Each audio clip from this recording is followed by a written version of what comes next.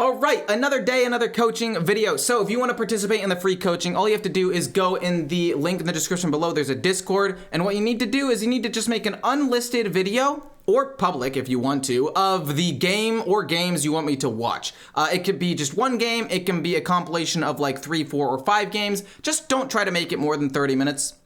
So that way it's easier for me to like coach and whatnot, and then it'll be a VOD and I will watch it. And it's free of charge, so it's free content, and I can hopefully help people learn how to play the game a little better. This is going to be a weapon rogue. So, this deck is one I'm not super familiar with, but it's really, really fun. I played it a little while ago, like literally 3 or 4 months ago, last expansion, because I thought it looked pretty cool. So I was pretty excited to see this deck again. We're gonna skip this a little bit. I already watched the video. I think they should keep one fillet fighter here so they have something to play on turn 1. But maybe they're looking for other weapon-based cards. I don't know. Again, I'm not the most familiar with the deck, but that's what I, would personally do. I'd keep a 1-drop. I'm gonna skip the first turn though, because they have no 1-drop, and Warlock does nothing, and then life taps. So, turn 2. This is where I think they make a bit of a misplay. They're gonna hero power, and then they're going to coin out the air guitarist, and then shadow step air guitarist, play it again. The reason why this is a misplay is because going into turn 3, they could have Rust Rot Viper. If they have Rust Rot Viper, you just committed a lot of resources to this weapon. What they should have done in my opinion, is waited until turn 3, then play Mic Drop, or they could have played this at any point. Like, they didn't even have to play it turn 3. They just need to play it on the turn where they're going to commit their first attack. So that way, if they play Rust Rot Viper, they don't just waste resources. Like here, yeah, they can push 1 more damage with the air guitarist, which is cool, but that's 1 damage. Whereas if they get Rust Rot Vipered after committing these many resources, they could just lose. And that's just my thought process, especially against a deck like Warlock that is known for having tech cards and a multitude of taunts, right? So this is fine. Going into turn 4 though, is where things get interesting.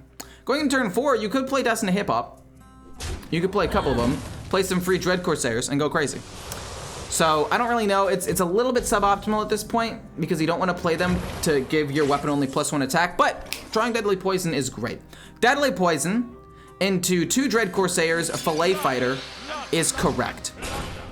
Now, the problem is they're gonna play the instrument tech, and that's where things get problematic because now Defile wipes your board. Now, they're not necessarily guaranteed to play Defile, but by playing a 2 HP minion, it means that this 3/3 is now at risk of dying. As of right now, with this 3/3 and this 3/1, this'll go here, and it'll die. Yes, you could say they're playing around Mortal Eradication by potentially protecting this 3/3, which is fair, but I think Defile is a scarier thing to have to play around, at least in my opinion. But I don't know, it's just something to keep in mind. I mean, maybe they're trying to play around Mortal Eradication, maybe that's something in their mind that they're like, this is what I need to play around. But in my opinion, what they should have done on turn 2 is play Harmonic Hip Hop, hit them in the face, and then hit them for 5 damage. This weapon has 5 attack right now. Not hitting them in the face here is kind of silly. And it will actually come back to bite them in the butt. You also didn't even need to, I guess, play the Harmonic Hip Hop either. If you wanted to make your weapon as big as possible, there is a world where you did not have to, there's a world where you just didn't have to spend those 2 mana. Hit the 1/2 into this to play around, okay, perfect, that's perfect. Because you play around Drain Soul and Mortal Eradication, that's exactly what you want. And now you get 2 more attacks. They get them down to 11.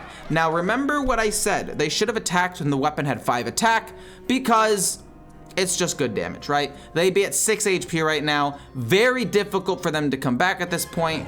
But because they didn't do the damage earlier, because they were like, I want to get absolute maximum value, all of a sudden, against a Warlock, you are not killing them this turn, which can be very, very scary because Zakul is also going to stay up. Either you kill Zakul so they can't heal, or you hit them in the face, they can give you a ton more curses, and they heal up a ton, and you could lose the game that way, which is freaking terrifying.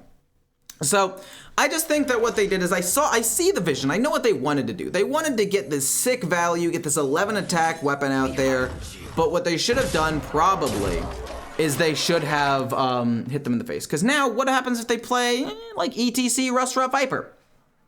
Yeah, you still have a weapon with the Swordfish, but, like, if they had played Armor Vendor on turn 1, all of a sudden, this ETC Rust-Rot Viper play means you quite honestly just lose the game, most likely, right? Like, it's not a guarantee, but all of a sudden, because they still have Zakul out on the board, right? Because they still have Zakul out on the board, turn 8, they can give you a curse. You can't kill them this turn because they played an Armor Vendor turn 1. The game could be completely different if they had, or on turn 6 when they played Zakul, if they had an Armor Vendor on that turn, or an Armor Vendor on turn 1, you lose this game by being greedy and not hitting with your first attack. Because you shouldn't need more than like 38 damage, and you already have more than 38 damage with that weapon alone if you attack with a 5 attack. That's just my 2 cents. Don't be too greedy. Next, we're going to be playing with a Blood Death Knight, or are we playing as the Warlock against a Blood Death Knight? Looks like it's Warlock against Blood Death Knight. Okay, sick. Let's get into it. I haven't seen this game yet. The Weapon Rogue one I had seen, and then I got a Discord call, so I stopped the recording to take that, and then I had to re-record everything, which was a little bit annoying, but overall, very nice. So this is gonna be completely new to me as well. I would probably keep this and that. I don't think I'd keep Mortal Eradication against a Death Knight because they're probably gonna go Plagues or Blood. Mortal Eradication is okay against Plagues, but you already know you're probably gonna play Forge of Wills on turn 3. I just don't like keeping like 2 things of the same cost that will just conflict with your game plan. Because this is a longer game, it is 10 minutes and 30 seconds, I will up the speed though to 1.5 and try to see. Okay, I will probably life tap here. There's nothing to really play the Tentacle on. Doomkin's gonna be freaking huge though. Doomkin's gonna be Chef's Kiss. Turn 3, it's gotta be Forge. Turn 4, unfortunately, you don't really have anything to create a stat copy of, but like, it's not that big of a deal. You could top deck one? Okay, well, I thought I could give him a little bit of luck. You could play Mortal Eradication here if you wanted to. You could play, yeah, to get it out of your hand so you can life tap maybe next turn. It's awkward, but it's not the worst thing in the world. You could have also life tapped because a 3-4 really is not that intimidating, but life tap here. I'd play, yep, okay, empty your hand, perfect. Against a Blood Death Knight, there's nothing really for you to use the Tendril on, and they're waving around the Doomkin, they're gonna play that next turn, makes a lot of sense here. But they kill that off, perfectly fine. They're gonna Hero Power, kill off the 1-1. Now, life tap, okay, I respect the life tap first. Yeah, you probably should just do it. You don't need to make a copy of the 3-4. It's okay to do it. I think that it's maybe correct, because against a Blood Death Knight, you do want to apply at least some pressure, but like, you'll get infinite value from Sargeras later on, and you'll force him to have responses. I don't think this is gonna be a make or break moment. In fact, doing this keeps you alive longer. So like, you double trade your 3-4 and your 3-2 into the 5-5 to kill it off. You can play Drakon if you want to just do some extra damage and heal up. And then that's about it. Or, okay, you can Astalor. That's actually pretty good too. Kill it with the 3-2. And then go for, oh, you have Drain Soul. I didn't even see that. That's my bad. No, that's correct. Armor Vendor. I think Armor Vendor's okay here. At this point, I don't know if I'd play Armor Vendor because you are the aggressor. And you just gave them 4 armor. So like, I understand that you want to get it out of your hand so you can life tap more. That kind of makes sense to me. But at the same time, since you're the one that's trying to push them, giving them armor is kind of like counterintuitive to your current game plan. Obviously your game plan might change, but it also gives them an extra thing for Blood Boil. I mean, that you couldn't have really predicted, but it's still quite annoying. Life tap into probably Doomkin just to steal another mana crystal sounds very good to me. A 4th, would have been good, but going face here is fine. But yeah, your game plan at that point was the aggressor. Playing Armor Vendor gave them armor, and now they're at full HP, whereas you could have just held on to it. And you wouldn't have even overdrawn, right? You have 1, 2, 3, 4, 5, 6, 7, 8. You'd have 9 cards in hand right now. Like, maybe if you play it because you absolutely have to or you'll overdraw, it would make sense, but you didn't have to in that particular instance. They don't heal anything off the Death Strike, which is great for you. Turn, okay. Getting ready for Astalor into a 7-7, make a copy of the 7-7, and you could possibly play Astalor real soon to do a lot of damage, and you have good stats out on the board. And they only have 7 mana, so they can't even play Soul Stealer yet. If they play Patch, oh, they could coin out. Oh, okay, wait. Oh. Remnants of life. I mean, okay, how many times do you want to reverb it though? Do you want to reverb it once or do you want to reverb it twice? I would reverb it once, get a card, and then maybe play Dracon Drathier, honestly, and kill it off with like the 5/5 or something. I would take runes and just get a decent board. Symbol of death. Army of the Dead, I like. Chain Guardian, you can't use. The Blight Fang, they're never gonna build up a big board. And now at this point, you could also just go like Mortal Eradication to kill it off and keep your 5/5 alive. It looks like that's what they're gonna do. Cool, go face with that. I'm cool, that's cool with that. Honestly, starting next turn, depending what they play, I might just play Jiraxis and summon a 6/6 and summon a 6/6 every single turn. Hollow Hound. I forgot that was a card that existed. I forgot, well, I knew it existed, but I always forget that it's a Death Knight card too. I always remember it in Hunter, and then Death Knight plays, and I'm like, what the fuck? But it's fine. I would play Jiraxis, hit the 3/1 with your weapon, and then just hear about it. Yeah. And then you go face with as much as you can. I will admit, not being able to draw cards now is a bit problematic maybe, because you don't have Sargeras or Symphony of Sins, which are really good value generators into this matchup, but you have enough pressure on board and you're gonna get a 6/6 every single turn. It's still definitely worth it. You still have Astalor, you still have Dracon, or Darkon Drathier, along with Reverb. You're chilling. And you end up top decking Symphony of Sins, which is great. Yay. Remove or summon a minion. Drawing a card is not nearly as good anymore. I would probably remove cards if I were him. That's just what I would probably do, just to be a dick. But I think that a 6/6 Reborn for pressure is probably correct. Yeah. Summon a 6/6 every turn. There's no reason not to. It's literally just worth it every single time. You could do that and kill up to 5/5, but an infinite number of 6/6s is just so hard to pass up. It's just so hard to pass up. Oh. Oh. Oh no, that could get out of hand very quickly. Very freaking quickly. Would I commit to Astalor here? No, wait. Oh no. No, Defile is lethal. Okay, so they're gonna live with 1. If they had played Defile here to do 1 damage to the 5/2, it would have gone 1 more damage phase. It's not a big deal. Hopefully they don't lose because of it. It doesn't look like they're going to, but Defile is lethal here. Sometimes you need to take a little bit more time. They had a lot more time on that turn. The rope hadn't even showed up yet. They sat there thinking about Astalor too. If they had just taken a couple of extra seconds, they would have found the Defile for sure. I know it. I know it. Nerubian Vizier, they're looking for some sort of healing or something to keep them alive, but unfortunately, I don't think they're gonna get it. I have a sneaky suspicion that they're not gonna get it because the video's about to end. Asphyxiate kills the 8/8, and maybe they just end up hitting that minion. Yeah, they lose. Okay, cool. Moving on to the last one. This is a wild game.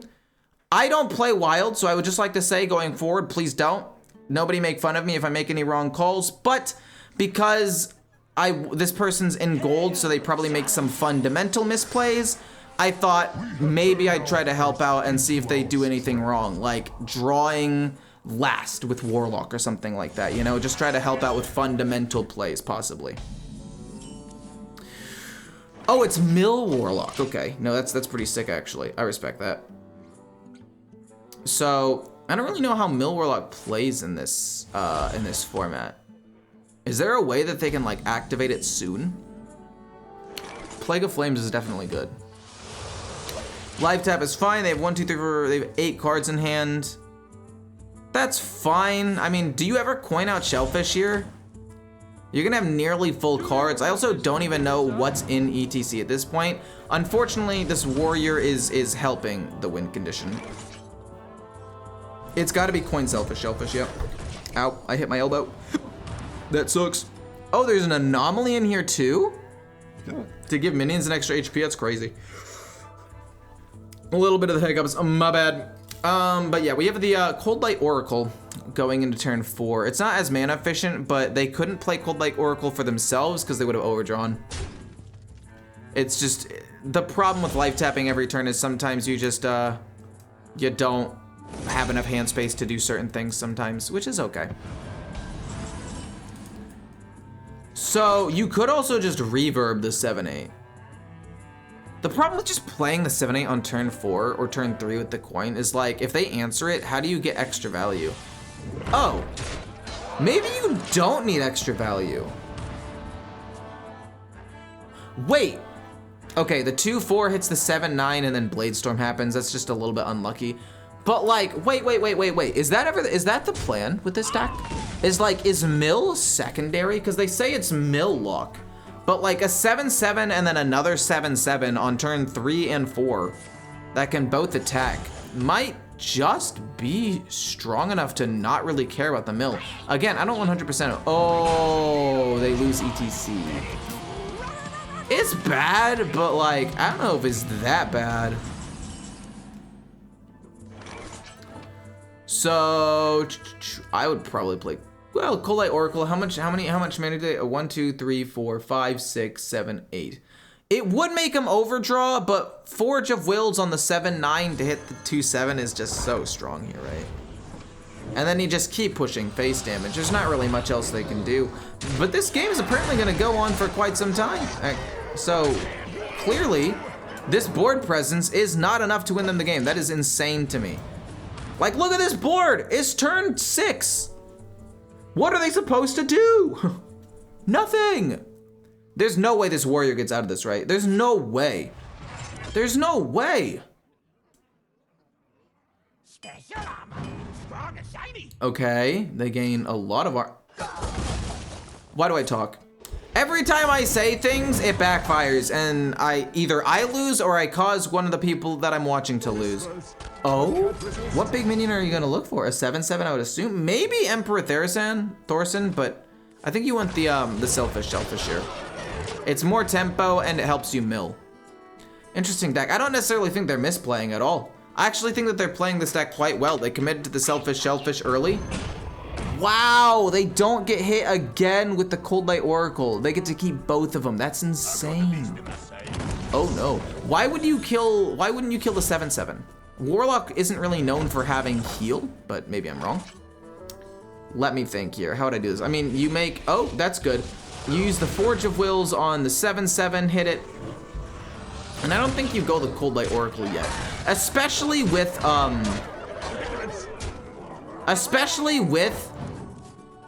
what's it called? Both of their Dirty Rats down. I feel like you just don't need to do that. Because it's not like you make them overdraw or anything. Frozen Buckler, sure. Into another Shield Shatter, you're crazy, dude. Into Rancor? You're crazy! This warrior's still alive! With 29 HP? What in the heck? I mean, reducing the cost of everything's fine, but like, you don't have another Selfish Shellfish. I guess maybe you could resummon it. Losing Astalor's big. But I think they played well. They played to their win condition. They realized, hey, I can win with just tempo if they don't have the nuts. And so they went for a very respectable play. I appreciate that. I appreciate people who are flexible with their game plan. There have been people who I've coached in the past that are, oh my God, that's a good top deck. Holy moly, infinite taunts, please.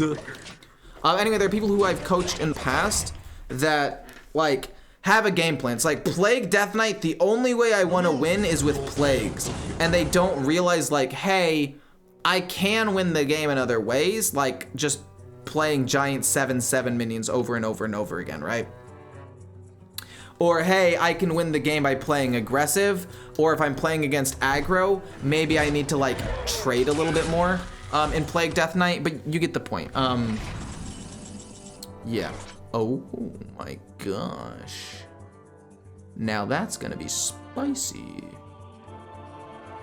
I mean, okay, I forgot Tamsin's Phylactery existed. They should be able to mill. Whoa. I don't hate that play. I don't hate it. Go face. Summon 2 6/6s, I would say. 1, 2, 3, 4. Armor. 1, 2, 4, 5, 6, 7, 8, 9. Yeah, you kind of have to do that. Summon 2 6/6s. And then pass. I mean, you could go Tamsin's Phylactery and then wipe off your own board here and make him draw 14 cards.